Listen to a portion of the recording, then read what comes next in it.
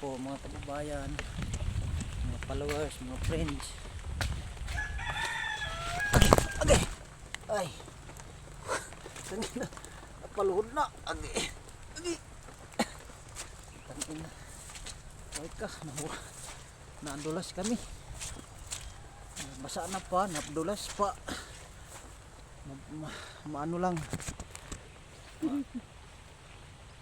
Mapagamot lang yung asawa ko kahit anong mangyari. Basa na. Kahit mabasa, mapagamot lang yung asawa ko. Bukas. Ay. Ikaw. Grabe. Pinitensya ng buhay ko. Taga barangay Sapsap kami, Pastranaliti mga kababayan. Grabe ang hirap ng daanan.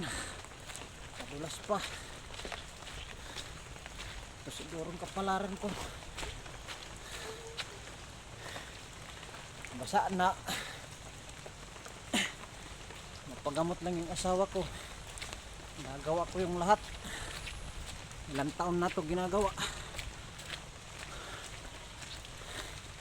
Kahit anong mangyari, hindi ko iiwanan yung asawa ko. Kakayanin ko kahit mahirap. Kaway Kalin. Yung pangalan ng asawa ko, Arlene Mercado. Naputulan siya ng isang paa dahil sa diabetes.